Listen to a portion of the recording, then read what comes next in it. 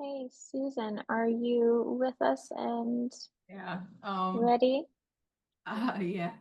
Um, I this piece, I guess, brings a lot to mind because although it says mental hospital and it's one, it wasn't specific on purpose because I was in many different mental hospitals. So I look at it as a piece encompassing all the hospitals I was in. So and I think maybe me and Max were on the same wavelength with the hands thing that we're both doing in our work. I Max, I also like the skulls coming out and your hands and your work. It kind of reminded me of this piece that I did. And sorry, yeah, I was actually in one hospital where I saw somebody put their hand through a window and they were bleeding and they had to get stitches. So, and that stayed in my head for years. It was really, I mean, it was my friend too that I'd walk and down the hall with my friend Dawn in the hospital. And when she did that, it was just horrible. But, I didn't think about that until last night for some reason. I was nervous about the artist talk and I didn't want to prepare anything. And I was like thinking of this piece first. And then all of a sudden I remembered that something that I didn't want to think about for years because it happened such a long time ago. But it's interesting how there's like, then I thought, oh wow, there's such an unconscious thing to people's work, the things we're aware of, but the things we're not aware of until we think about it later on. Now, and yeah, anyway, sorry. My friend did this in 95. I was in Creedmoor State Hospital when this happened, before they had the fake windows, and it's to think of it now, so many years later. Um, I liked it that it was crooked. I kind of it was just a piece of unstretched canvas because at my first art studio, the Living Museum, I was there for 6 years as an inpatient, but also an outpatient. And I remember going to Pearl Paints back on Canal Street when they were there. And I remember having $200 that I saved up. And I didn't know anything about art supplies. I didn't go to school because I'm self-taught, but I knew I wanted to create something. And I said, I have this much money. How much canvas can I buy? And he said, well, what do you want? Stretch or unstretched? I'm like, I don't know what that means. And he's like, he took me to the basement and there was this giant roll of unstretched canvas. He goes, you can get that for $200. I'm like, I can't carry that on the subway. He's like, oh, we can factor in the shipping. So I said, oh God, thank you. That's perfect. This will last a while. And so I started doing these big giant paintings. I went from like doing nothing to these big giant paintings at the Living Museum and painting there, but also painting at home in my bedroom or on the floor, the sidewalk, because my parents wouldn't let me paint in the house. And then after a while, I would just go onto the street, onto the sidewalk, because they didn't want any paint anywhere. They're worried about getting paint. And one time my mom threw all my work out on the street and we had a neighbor who was Italian. He was really nice. He was from Italy and he saved my work. I didn't even know it was in the garbage. She just finally got to my artwork and it was tons of like big canvases. And I had taken it all back from the Living Museum. I took all my artwork back home for which I won't get into why, but and he saved it. And he was a really nice man. And my dad would help him shovel his snow and stuff in the winter. But yeah, he had this beautiful Italian accent. That's what I remember about him and him saving my artwork. And some of the canvas came from this. So from that bulk that I had, it was just a strip. So it was almost like a drop cloth that I used, like just a strip. Anyway, I went off. Like I saw I do that sometimes. No, I think it's interesting, and it definitely, the fact that it's on unstretched canvas and that it's sort of, you know, cut or ripped in a specific way is such a interesting part of the piece. So I think understanding the creative and sort of incidental reason as to why that is that way is great. So I I appreciate you love sharing. I love house paint too, because like when I first started painting, I was like, oh, the paints are so expensive. I couldn't afford art supplies. And the Living Museum didn't give me any art supplies whatsoever. So I don't know, it would just really be hanging around there, going from the wards with nothing to do there. We didn't have any art supplies. But I think about stuff a lot, and I just bring my own stuff. Once I got home, I definitely could go out and come back as an outpatient, and then it was better than being an inpatient, of course. And then I got house paint because then I asked somebody else, I'm like, well, if it's water-based, I can use house paint and it's so much cheaper. So then I just fell in love with the house paint, and I always painted on the floor because at the Living Museum we didn't have easels. Or back then we didn't have easels, and I never learned how to paint on an easel. So I always was painting on the floor. And I just fell in love with painting on the floor. There was such freedom to it, with house Yeah. paint. Just getting all messy. I love getting messy. I don't like It's being like, clean. I'm a mess when I'm working. yeah. That was a great history. In real life, I'm like perfectly clean and everything and organized. And when I'm painting, I'm like, ah. That was a great history of pro paint and the huge roll of canvas and the house paint. Really great to hear and enjoyable.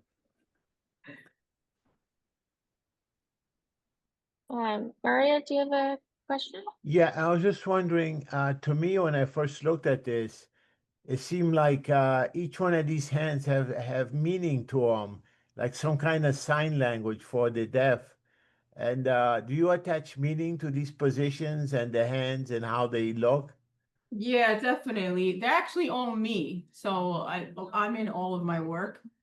And the fist is kind of like reminiscent of the Black Power fist, but it's me fighting because I was in the hospital, in and out of hospitals for 30 years. And a lot of time I was in there because I wasn't taking my medication. But I felt like I was fighting for my say in my own treatment. Because I mean, Fountain House is wonderful. It's very different than the medical model system because in Fountain House we have a say in everything. Like we're treated like human beings, and people look at us in the eye and talk to us and just look at us. But in these places in the medical model system, in the hospital, you have no say in anything. So I felt like I was just fighting. I was fighting at home to get away from my family. And then I was fighting in the system because I was being abused there. And that's me fighting. And then one day I specifically remembered being in St. Vincent's Hospital, right in the village. And I was there 6 times in 1 year. My psychiatrist was also my therapist that 1 year. I remember just breaking down and getting on the floor. And you hear a lot of stories like this. Like afterwards, I would hear stories like when I would volunteer and do like open mic at Urban Justice Center for like people who were in jail and stuff like that. You hear that people have the same kind of stories. But my story is when I broke down and started praying and said, please, God, don't let me come back to a place like this. Because it was like, I didn't know the word recidivism, but I kept going in and out of hospitals. I didn't know why, and I couldn't stop myself. And then finally, like, I just asked God, like, help me. Like, please, I don't want to come back to a place like this because I definitely don't want to go back to a state hospital. And I kept being threatened with that, like being locked away for the rest of my life. I had so many doctors tell me that you shouldn't even be here right now. You should be locked up in a state hospital. But anyway, I did pray that day, and it didn't stop me. I kept going in and out of hospitals, but long story short is, so this series that I did in Compulsive Genius at the studio in 2019 was a lot of it was a reflection of my last hospitalization, and I hope it is my last. That was in 2018 on a research unit. And I went to the research unit thinking, okay, finally they're gonna get the right medication for me. There's gonna be so many people and a team of doctors to help me and figure out like something to like just change me. And then I was just so disappointed because once again, it didn't work out. And but of course I had my art to go to work it out. And so that thank God I had my art to work it out, and also have a wonderful private therapist. But I really need to just like, I kept thinking about it, and I really needed to just like work it out. Girl in these streets. Thank Yeah, so you. when I was a teenager, I started going into mental hospitals. So I went, you know, like people have the story of like school to prison pipeline, that phrase. Well, mine was school to mental hospital pipeline. So I went from being abused at home to being put in foster care. As a teenager, I was forced in foster care into group homes, and I kept running away and leaving because I had younger siblings to take care of. I couldn't just think about myself, and I didn't want to be away from them anyway. Because I was their caretaker, and I also took care of my parents. So when I was 16, I started going into mental hospitals, and I find myself in restraints. And you know, if you say that, it sounds like you're like, someone told me, don't say you were ever in restraints because it sounds like you're violent. I'm like, I wasn't violent. I was trying to hurt myself. So I'd end up in restraints trying to hurt myself all the time. And I was very impulsive. Like I would just like fly over the nursing station. Like when I was younger, I was crazy. I was so impulsive. And I had to get all my emotions out.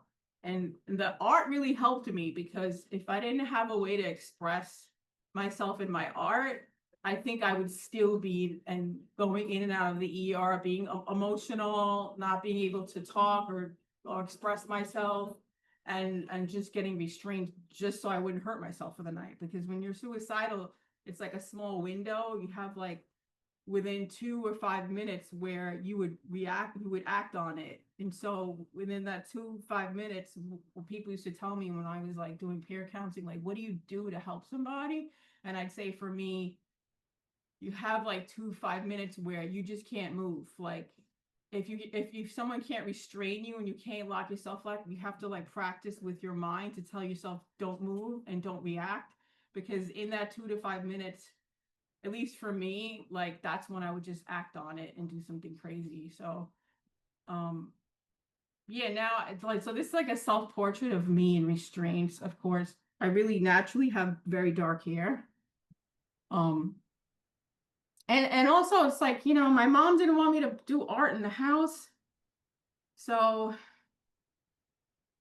for years it would be, I mean, I started painting when I was 3 and drawing when I was 3, and my dad got me this like cheap watercolor set because I couldn't talk. I didn't really talk till my early 20s.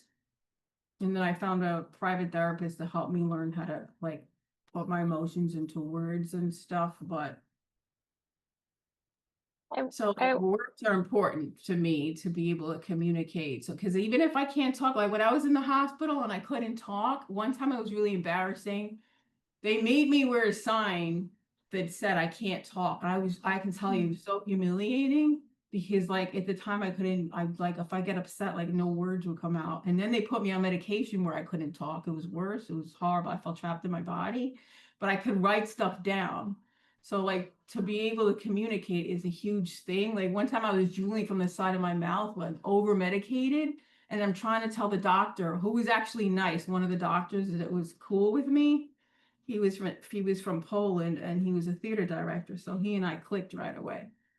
And but I was like, I'm trying to tell him I was over medicated and drooling, and I couldn't, and they wouldn't let me have a pen. So I was so frustrated, you know? And I remember taking the chair and throwing it because I was trying to say, like, I can't talk, you know? And then when I finally got a pen later on, like I wrote him a whole letter. Sorry that happened. It was because of this. I couldn't talk. If you could just give me a crayon to write anything, you know? Sorry. It's so frustrating.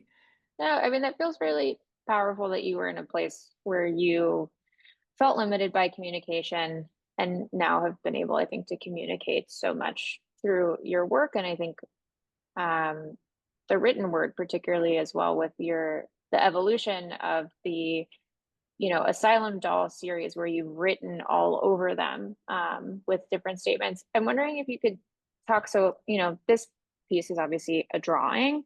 What was the impetus for you to take it sculptural, to make them into physical dolls that you like? Can you talk a little bit about that process? Yeah, I think, like some of my first drawings I did with Girl Illustrations like this, like in a red sari. I think a lot of my art is like, my mom would take my drawings when I was younger and rip it up in front of me just to be cruel. She didn't like me doing art, and she just didn't like me. So anyway, without going further into that, it was like in my younger and when in my 20s, I used to wear saris. I had a red sari and a black sari. When it wasn't popular, like I'd have people say, sorry, that's not a good look, like as a joke. And eventually I threw my saris out. So I miss my sari, especially my red one. It was really pretty and I threw it out. But now I don't throw any of my fabric out. I use it for my work. And I think a lot of my art too is like, it's me fighting against my mother because my mother didn't want me to create. And I'm half Indian, but I used to tell my mom, like, why didn't you teach me my language? Because my mother speaks Hindi. I could have had 2 languages, and she said, you're not good enough. And so to me, it was like, my art is very intricate in terms of spirituality and my culture, embracing my culture, but also embracing the fact that my mother wouldn't let me create or sew in the house or draw anything.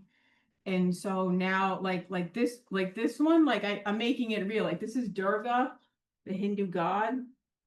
It's like gonna be a healing doll, but I just started it.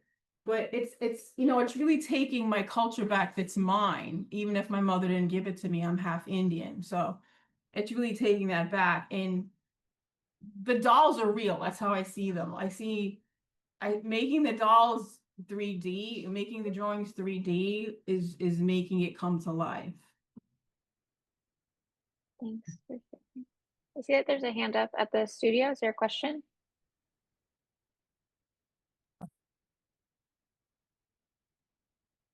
I had a question about the hands. The hands look very expressive, and they all look like they were waving out a window, like asking for help. They are. You got that. You got it, Max. They look like windows. And I see They the are. one hand looks healthy, some look decrepit, the prayer, and I saw the power. They used to put the hands out the window. Back then, they didn't have like the plexiglass in the mental hospitals. So you could put people used to throw stuff out of the windows. Yeah, it looks like they're asking for help. But I'm into the hands too because, you know, because with the Hindu gods, my aunt, when I was like in 4th grade, my aunt had this beautiful shrine in her bedroom of all things. And I was so in awe of my aunt's shrine. And she was cool. Out of all my mom's siblings, I actually got along with her. And I would see the Hindu gods, and I was fascinated by it. And I only went to temple one time, but it always moved me. And then my dad was Lutheran Christian, so both sides, having that combination of both sides really played.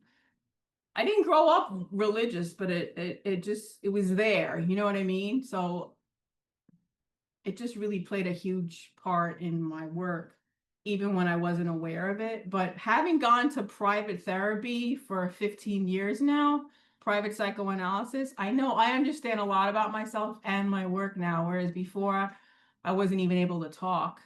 And I definitely wasn't able to talk about my work before, especially because when I first started, like I'd be breaking down a lot. Like a couple of times, even when I was at the studio in Long Island City, like I ran out, I went to the bathroom and started crying. And sometimes just working on stuff is very emotional and you don't want people to see you that way. You don't want them to worry about you, but it's just something you go through. And so even now when I'm working, like I'm thinking of stuff, like I was thinking about my aunt, like my aunt who first showed me the Hindu gods, like she died of cancer. So, but I try to think of it like, no, I honor her. You know what I mean? Like, don't think of like the last time you saw her in the hospital like that. Think about other things, you know? Well, I feel like you, with that in mind, you've come such a tremendously long way, and I appreciate you being able to articulate so much about your work and share so much with us now. Thank Thank you, you. Susan. Thank you.